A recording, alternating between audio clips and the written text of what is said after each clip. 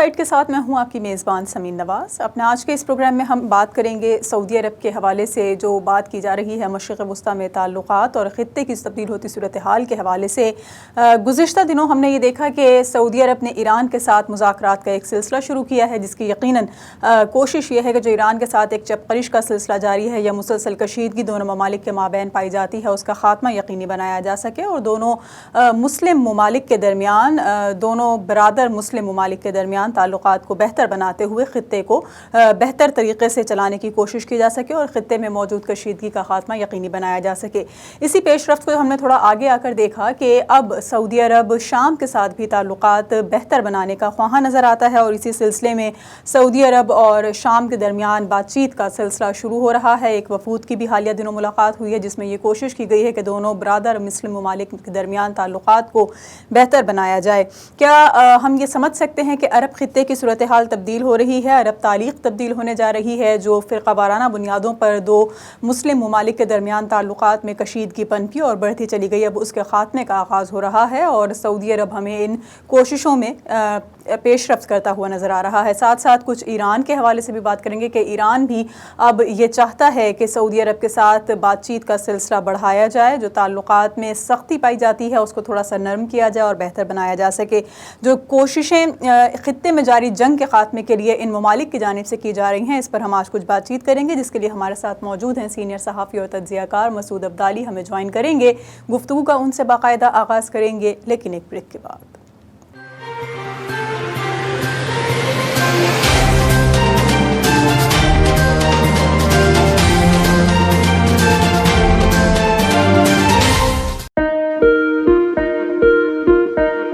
کیا آپ امیگریشن کی راہ میں حائل رکاوٹ سے پریشان ہیں اور آپ کو خاندان کے افراد کی امریکہ میں مستقل سکونت کے لیے مشکلات کا سامنا ہے؟ تو ہم بنیں گے آپ کے مددگار۔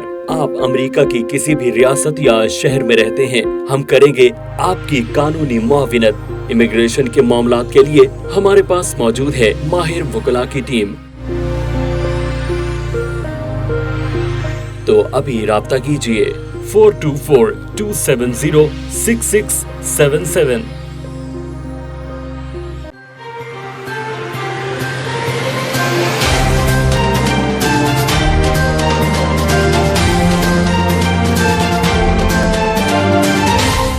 ویلکم بیک ناظرین، پروگرام فور سائٹ میں ایک بار پھر آپ کو خوش آمدید کہیں گے۔ بریک پہ جانے سے قبل جس طرح سے بات چیت ہو رہی تھی سعودی عرب کی جانب سے مصالحت کی کوششوں کے حوالے سے اور ایران کے بعد اب شام سے بھی بات چیت کا سلسلہ شروع کر دیا گیا ہے، تعلقات میں بہتری کا خواہاں نظر آتا ہے۔ کیسے یہ کچھ ہو رہا ہے اور کیوں کر اس کو ممکن بنانے کی کوششیں کی جا رہی ہیں، اس پر ہم بات چیت کریں گے۔ مسعود عبدالی ہمارے ساتھ موجود ہیں، بہت شکریہ مسعود عبدالی ہمارے ساتھ آپ نے پروگرام کے لیے وقت نکالا۔ تھوڑا سا مجھے یہ بتا دیجیے کہ جو ہم دیکھتے ہیں سعودی عرب اور شام کے درمیان تعلقات بہتر بنانے کے لیے کوششیں کی جا رہی ہیں، ان تعلقات کا اگر بیک گراؤنڈ تھوڑا سا دیکھا جائے تو کیا ہمیں ماضی بتاتا ہے، کیا پس منظر ہے شام اور سعودی عرب کے مابین کشیدگی کا؟ کیوں کر یہ کشیدگی اس حد تک بڑھ گئی کہ اب تعلقات کو بہتر بنانے کے لیے اگر کوششوں کا آغاز ہو رہا ہے تو بہت کچھ سمیٹنے کی ضرورت ہے؟ دیکھیں سمیر، اگر اس کے پس منظر ہم دیکھیں تو یہ یعنی تقریباً آپ 50 کی دہائی سے آپ دیکھیں گزشتہ صدی کی، تو اس وقت آپ کو پتہ ہے کہ دو بلاک تھے مشرق وسطیٰ میں۔ ایک تو باعث پارٹی کہلاتی تھی، بہت مشہور یعنی کمیونسٹ پارٹی باعث، جس کے یعنی سرکردہ رہنما میں مثل کے جنرل عبد الناصر تھے، جمال عبد الناصر تھے، لیبیا کے جنرل قذافی تھے، عراق کے صدام حسین تھے۔ پھر 1970 میں حافظ الاسد یا بشار الاسد جو ہیں، ان کے والد صاحب، انہوں نے جب اقتدار سنبھالا تو یہ چار جو تھے یعنی ناصر، کرنا قذافی، صدام اور حافظ الاسد، یہ یعنی ایک گروپ تھا جو سیکولر یا کمیونسٹ اور سوشلسٹ اور یعنی اپنے آپ کو یہ منتخب نمائندہ کہتے تھے، عوامی نمائندہ کہتے تھے۔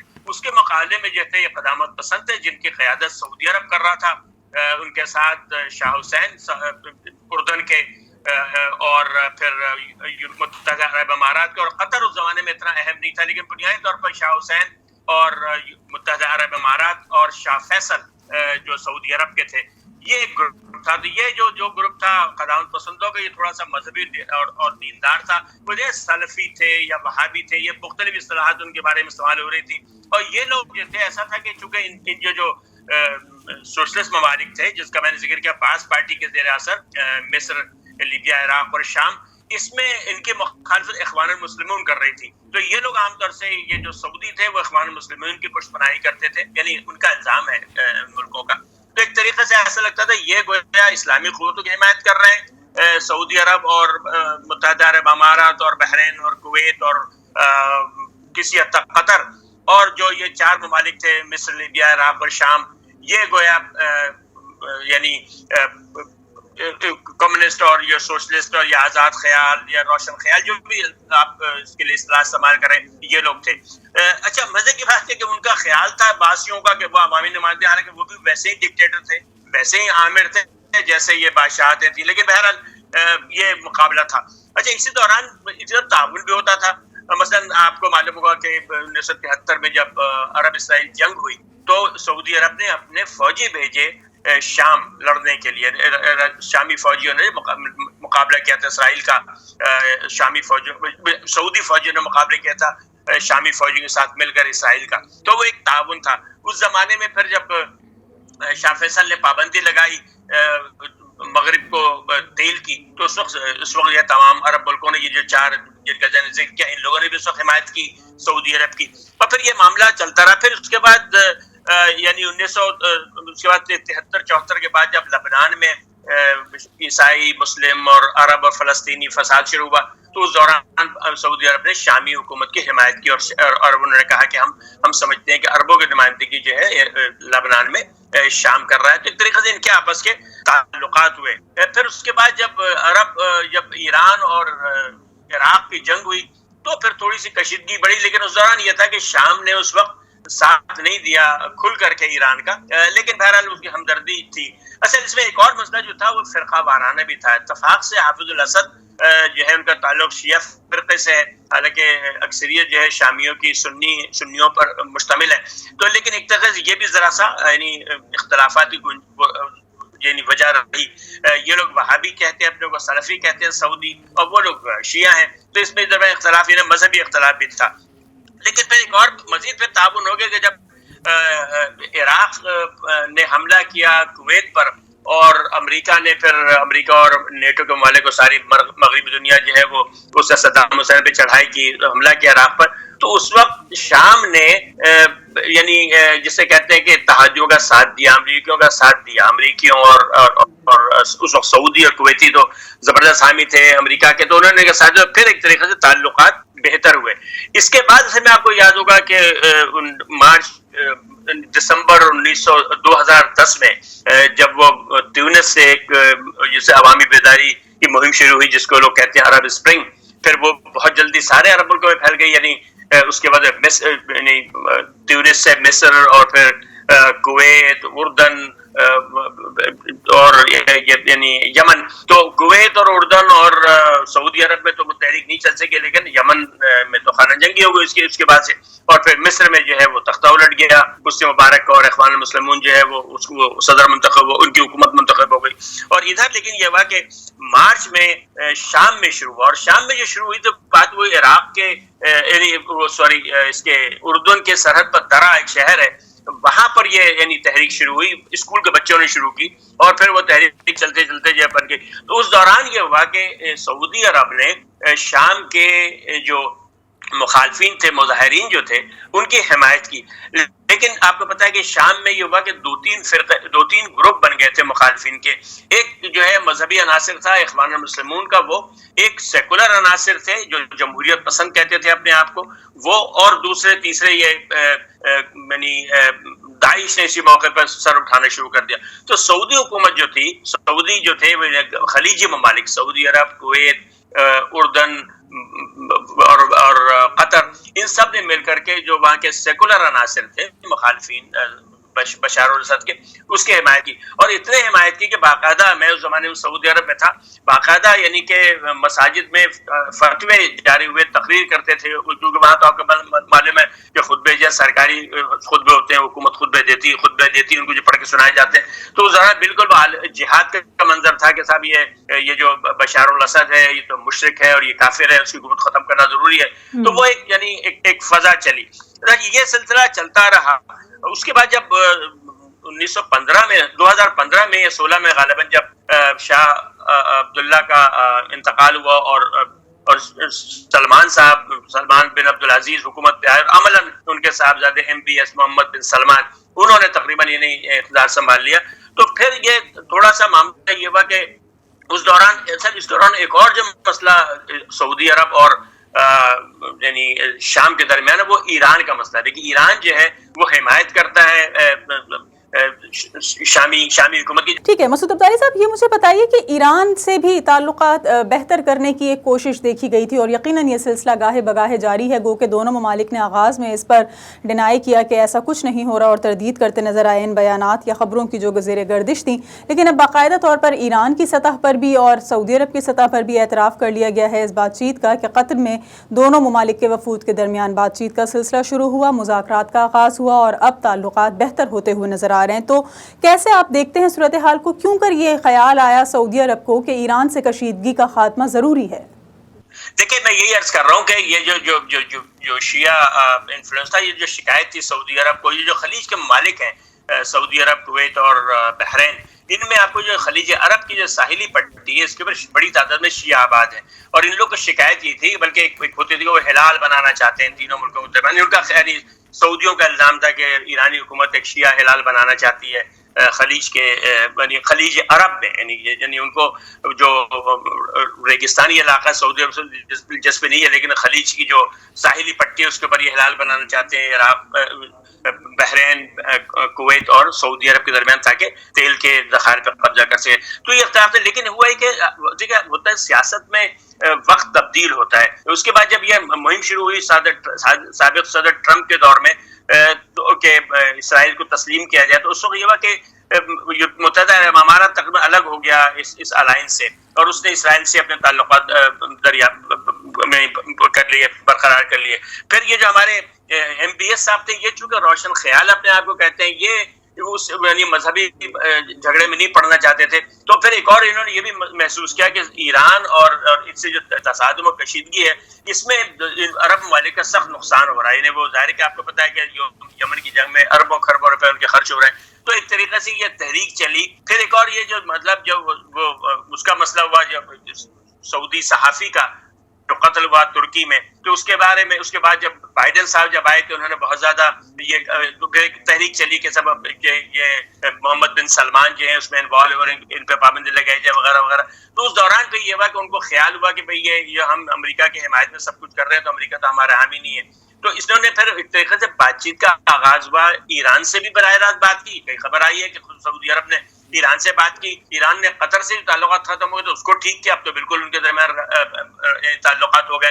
اور اب ان کا خیال ہے کہ اصل یعنی ان کی بلکہ جو ترکی سے دشمنی تھی اس کے بارے میں بھی بات ہو رہی ہے کہ بلکہ وہ ڈرون خریدنا چاہتے ہیں، وہ جو بمبار ڈرون ہے بڑے مشہور ترکی کے، وہ خریدنا چاہتے ہیں. اور ان کا اندازہ ہے کہ وہ امریکہ جو ہے وہ اسلحے بھی کسی کو پابندی لگا سکتا ہے، تو ہم اب مقامی سورس سے کریں. ٹھیک ہے، تھوڑا سا شام کی صورتحال کے حوالے سے مجھے بتائیے کہ جس طرح سے ہم شام کی بات کر رہے ہیں کہ کشیدگی پائی جاتی ہے لیکن اب صورتحال بہتر کرنے کی بات چیت ہو رہی ہے، تو کیا وجوہات ہیں، کیا ریزن ہیں، یا کس کی کوشش پر یا کس کی خواہش پر ایسا کیا جا رہا ہے کہ سعودی عرب خطے کی کشیدگی کو سمیٹنے کی کوششوں میں مصروف نظر آتا ہے؟ تو اس میں لیکن بڑی جو کامیابی ہوئی ہے تو شام سے. پھر ایک اور بات آپ نے دیکھا ہوگا کہ یہ اگست 17 کی بات ہے، آج کی بات ہے. 2 سال پہلے عدیل الجبیر صاحب جو وزیر خارجہ تھے اس وقت سعودی عرب کے، انہوں نے یہ کہا کہ ہم شام سے لڑائی ختم کرنا چاہتے ہیں، اور انہوں نے باقاعدہ باغیوں کو یہ پیغام بھیجا تحریری طور پہ کہ اب آپ ہماری حمایت پر توکل نہ کریں، ہم آپ کی حمایت نہیں کریں گے، اور آپ جو ہے اب شامی صدر سے بشار الاسد سے مذاکرات کی بات کو ختم کریں. سعودی عرب جو ہے وہ اب باغیوں کی حمایت نہیں کرے گا. تو یہ بات 17 سے 18 سے یعنی جیسے ہی آئے ہمارے جیسے ہی محمد بن سلمان نے اختیار سنبھالا وہاں پر انہوں نے کام شروع کر دیا. اسے بڑی کامیابی جو ہے میں عرض کروں کہ ابھی غالباً 4 یا 5 مئی کو سعودی عرب کے جو انٹیلیجنس کے سربراہ ہیں جنرل خالد حمیدان، وہ گئے شام اور انہوں نے ملاقات کی وہاں ان کے جو کاؤنٹر پارٹ ہیں یا ان کے جو ہم منصب ہیں جنرل علی مملوک سے. اچھا ایک اور اتفاق ہے، جنرل علی مملوک کو سعودی عرب یا قصاب کہا کرتا تھا. درا میں جو پہلی بار تحریک شروع ہوئی تھی مچھوں کی، تو وہاں پر جو قتل عام ہوا تھا یا جو الزام لگاتے ہیں کہ فوج نے وہاں پر زبردست قتل عام کیا تھا، تو اس کی قیادت جو ہے وہ جنرل علی مملوک نے کی تھی. اور اسی علی مملوک کو یہ لوگ قصاب درا کہتے تھے. سعودی عرب میں میں نے خود خطبے میں سنا ہے کہ وہ کہا کرتا تھا یعنی یہ قصاب ہے جس نے وہاں پر لوگوں کا قتل عام کیا. لیکن یہ گئے 4 مئی کو اور انہوں نے ملاقات کی اور انہوں نے کہا کہ اب ہم جو ہے معاملات ختم کرنا چاہتا ہے. بلکہ دونوں اس دوران کہتے ہی ہیں کہ انہوں نے بعض باغی جو سعودی عرب میں رہ رہے ہیں شام کے، ان کے بارے میں یہ ان سے کہا کہ اگر آپ ان کو جان کی امان دیں تو ہم ان کو آپ کے حوالے کرنے کے تیار ہیں. یعنی کہ اگر آپ یہ کہیں کہ ان کے خلاف کوئی انتقامی کارروائی نہیں کی جائے گی، ہم نے ان سے بات کی ہے، وہ اب چاہتے ہیں کہ مصالحت کریں، وہ مین اسٹریم میں آ جائیں اور عام شہری بن کے رہیں شام کے. تو اگر آپ یہ، انہوں نے جن مملوک سے کہا کہ اگر آپ چاہتے ہیں، اگر آپ ضمانت دیں اس بات کی کہ ان کے خلاف کوئی انتقامی کارروائی نہیں ہوگی تو ہم ان سے بات کر کے اس معاملے کو ٹھنڈا کرتے ہیں، ان لوگوں کو ہم آپ کے حوالے کر دیتے ہیں. تو یہ ایک بڑی کامیابی. ٹھیک ہے، ایک بریک لیں گے مسعود صاحب، بریک کے بعد واپس آئیں گے تو کچھ مزید سوالات ہیں اسی موضوع سے متعلق، آپ سے بات چیت کریں گے، ہمارے ساتھ رہیے.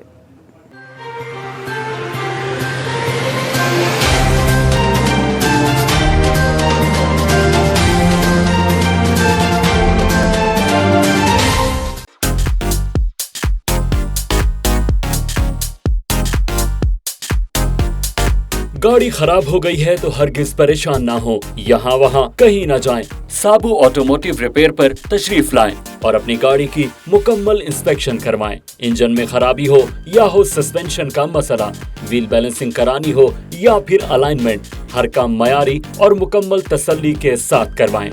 سابو آٹوموٹیو ریپیئر ورکشاپ میں اپنی گاڑی کی نیو یارک اسٹیٹ انسپیکشن بھی کروائیں. 1259 McDonald avenue, Brooklyn, new York. 718-377-2323.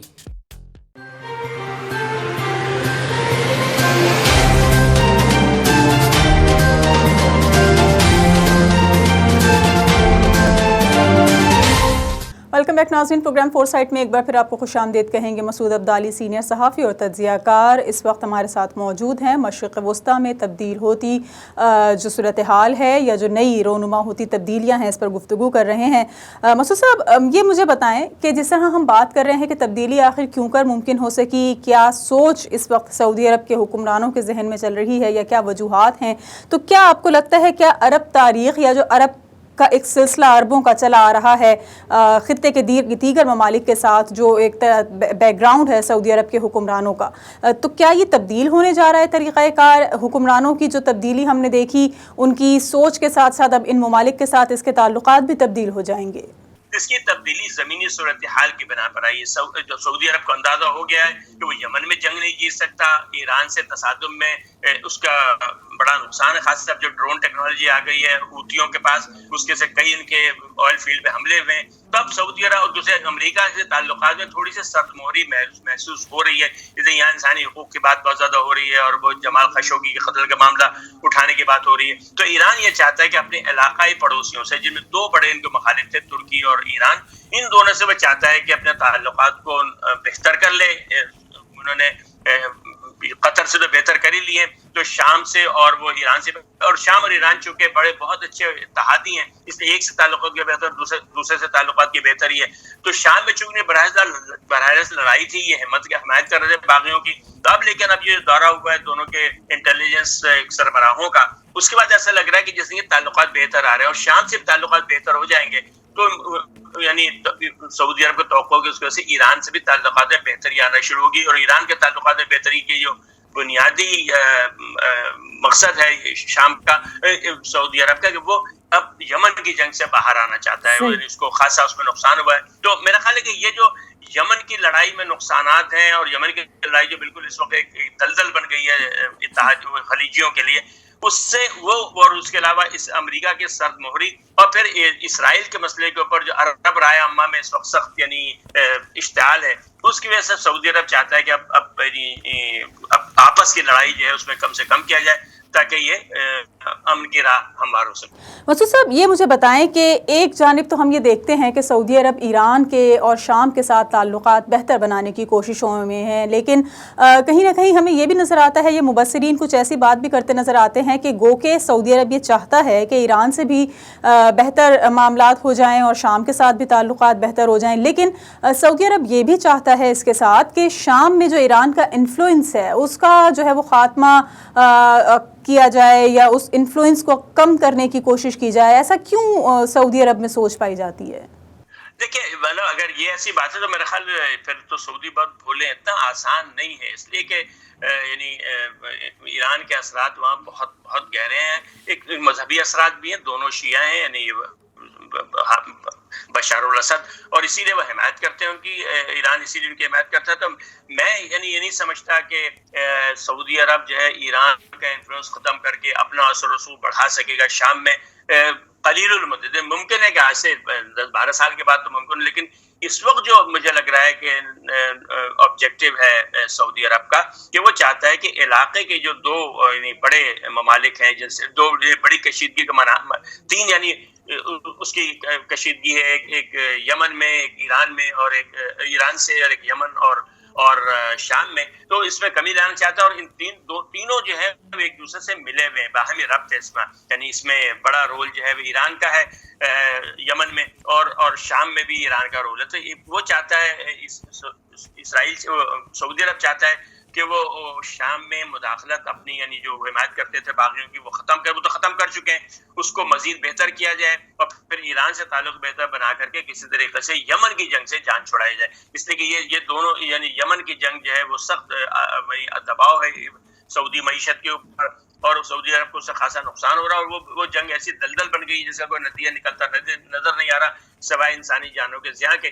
اس لیے وہ سعودی عرب جو ہے وہ تو میں یہ نہیں سمجھتا کہ یہ ممکن ہوگا سعودی عرب کے لیے کم از کم اگلے 10-12 سالوں میں کہ وہ ریپلیس کر دے ایران کو شام میں. اس لیے کہ خالی ایران نہیں، وہاں پر روس بھی ہے. تو میرا خیال ہے کہ اتنی سفارتی یعنی صلاحیت نہیں ہے سعودی عرب میں کہ وہ اتنے یعنی محدود مدت میں یا مستقبل قریب میں اس کو ریپلیس کر سکے ایران کو شام میں. مسعود صاحب یہ مجھے بتائیں کہ ہم یمن کی جنگ سے باہر آنے کی بات چیت کر رہے ہیں، اور جس طرح آپ نے کہا کہ سعودی عرب کی سب سے زیادہ کوششیں اس لیے ہیں کہ خطے میں جاری جو گزشتہ کئی سالوں سے جنگ کی سی صورتحال ہے اس کا خاتمہ، بالخصوص یمن کے ساتھ جو اس وقت معاملات ہیں وہ خاصے الجھن کا شکار ہو چکے ہیں اور طول پکڑتا چلا جا رہا ہے جنگ کا یہ سلسلہ. تو یہ کوشش ایک ضرور ہو سکتی ہے یمن کے حوالے سے. اسی سینیریو میں اگر ہم اسرائیل کے ساتھ یہ تمام تر چیزیں دیکھیں کہ یہ معاملات جب شروع ہوئے سعودی عرب کے ایران اور شام کے ساتھ مذاکرات کے، تو یہ وہ وقت تھا جب اسرائیل اور فلسطین کے درمیان ایک مرتبہ گزشتہ دنوں کشیدگی میں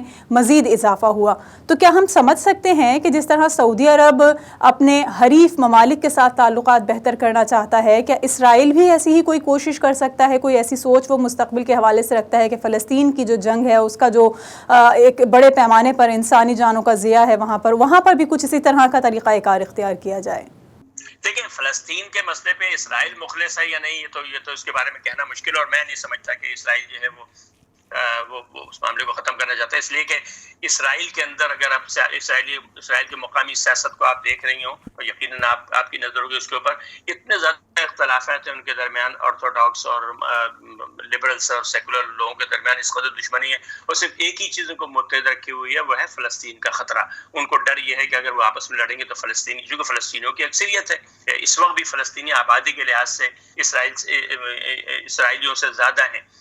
تو میرا خیال ہے کہ وہ اسرائیل خود بھی چاہتا ہے کہ فلسطین کا مسئلہ رہے، حماس رہے. خوف کی بنیاد پر وہ اس امریکہ سے مدد بھی لیتا ہے، خوف کی بنیاد پر انہوں نے ان کے درمیان اتحاد بھی ہے، خوف کی وجہ سے اس کو جو اس کو مسائل ہوتے ہیں اندرونی اس پہ بھی پردہ رہتا ہے. تو یعنی وہ تو مسئلہ نہیں ہے، لیکن عرب دنیا میں یہ مسئلہ ضرور ہے. آپ نے دیکھا ہوگا کہ گزشتہ دنوں 1-1.5 سال پہلے جب ایک زبردست مہم چلی تھی چند ماہ پہلے اسرائیل کو تسلیم کرانے کی، اور اس وقت بحرین نے، کویت نے، اور متحدہ عرب امارات نے، پھر سوڈان نے، اور پھر مراکش نے تسلیم کر لیا اسرائیل کو. لیکن اس کے بعد ایک اندرونی یعنی مہم چلی سعودی عرب میں، خاص طور سے عوامی سطح پر، سوشل میڈیا پر اسرائیل کے خلاف. اور پھر اس کو مزید مہمیز لگی جب جناب یہ غزہ کا واقعہ مطلب کہ سوشل میڈیا کی وجہ سے تصویریں جلتی ہوئی عمارتوں کی تصویریں، بچوں کی تصویریں، لاشوں کی تصویریں جب وہ آئیں تو اس کی وجہ سے جو عوامی سطح کے اوپر سخت رد عمل ہوا ہے سعودی عرب میں. متحدہ امارات کا مسئلہ یہ کہ ان کے یہاں مقامی آبادی سے زیادہ غیر ملکی آبادی ہے، تو اس لیے ان کے یہاں عوامی رائے عامہ کی کوئی خاص اہمیت نہیں ہے. لیکن سعودی عرب جو ہے عرب یعنی جو خلیجی ملک کا سب سے بڑا ملک ہے آبادی کے لحاظ سے، وہاں کی مقامی آبادی زیادہ تر نوجوان مشتمل ہے، ان کے تقریباً 60 سے 70% لوگ جو عمر جو ہے وہ 30 سال سے کم ہے. اور یہ نوجوان ظاہر ہے کہ میڈیا پہ دیکھتے ہیں چیزوں کو، تو وہاں بڑا اشتعال ہے اس وقت. جو صورتحال اس وقت ہو رہی ہے غزہ میں جو ہوئی تھی، اس کا اشتعال ہے ان کے سعودیوں میں. تو سعودی حکومت جو ہے وہ یعنی اگرچہ کہ ان کا اختیار بہت ہے، ان کی انٹیلیجنس بڑی مضبوط ہے، وہ ایسی کوئی تحریک کا خوف ان کو نہیں ہے کہ عوامی سطح پر کوئی تحریک اٹھے گی، لیکن اس بات کا ان کو خوف موجود ہے، اس بات کا یعنی وہ خوف تو نہیں کہوں گا، لیکن ان کو کنسرن ہے کہ عوامی سطح کے اوپر خاصا اشتعال ہے اسرائیل کے خلاف. تو وہ چاہتے یہ ہیں کہ اس کو کم کرنے کے لیے عرب ملکوں کے ساتھ اپنے تعلقات کو بہتر بنائے. یہ تاثر دے عوام کو کہ ہم تو عرب اتحاد کے لیے کوشش کر رہے ہیں اور ہم اتنے اسرائیل کے حامی نہیں ہیں، اور ہم اسی لیے چاہتے ہیں کہ عرب دنیا سے اور اسلامی دنیا کے تعلقات کو بہتر کریں. تو شام کے ساتھ جو دوستی وہ کرنا چاہتے ہیں، یا اس کی وجہ یہ بھی ہے شام سے کشیدگی کو ختم کرنا. وہ اس لیے بھی ہے کہ اس وقت بہرحال عرب دنیا میں بظاہر جو لڑنے والا ہے اسرائیل سے عرب ملک، وہ تو شام ہی. باقی سارے دیکھیں جتنے پڑوسی اسرائیل کے، انہوں نے سب نے اسرائیل سے تعلقات قائم کر رکھے ہیں، چاہے مصر ہو یا اردن ہو. صرف شام ہے جو اب تک یعنی اسرائیل کا دشمن سمجھا جاتا ہے، اسرائیل بھی اس کو دشمن کہتا ہے باقاعدہ. تو اس لیے میرا خیال ہے کہ سعودی عرب اس سے اب تعلقات کو بہتر بنا کے، بہتر تو نہیں کہوں، نارمل کر کے حالات، یعنی ایسا نہیں ہوگا کہ یہ بڑے قریبی دوست ہو جائیں گے دونوں ملک، لیکن چاہتے ہیں کہ نارمل ہو جائے، لڑائی ختم ہو جائے، کشیدگی ختم ہو جائے، اور جو عام جو ڈپلومیٹک تعلقات ہیں وہ برقرار رہیں. خاص طور سے سعودی عرب جو ہے ان کے آئل فیلڈ میں دلچسپی رکھتا ہے، اس لیے کہ آئل فیلڈ تباہ ہو گئی ان کی ساری.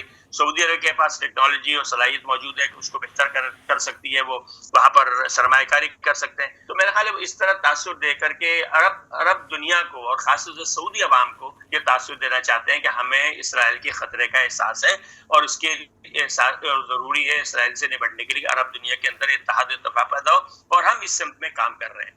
بہت شکریہ. مسعود عبدالی ہمارے ساتھ موجود تھے اور ہم نے کچھ بات چیت کی اس وقت مشرق وسطیٰ میں تبدیل ہوتی صورتحال کے حوالے سے، جو نئی تبدیلیاں رونما ہو رہی ہیں، جو سعودی عرب کے اپنے برادر مسلم ممالک کے ساتھ تعلقات بہتر ہونے کے ہم دیکھ رہے ہیں، حالات نظر آ رہے ہیں. کتنا اس پر عمل ہو سکے گا یقیناً آنے والے وقت میں دیکھ سکیں گے. آج کے اس پروگرام کے لیے فی الحال اتنا ہی. اگلے ہفتے ایک اور پروگرام کے ساتھ آپ کے سامنے حاضر ہوں گے. پروگرام ٹیم کے ساتھ سمین نواز کو اجازت دیجیے. اللہ نے کے بعد.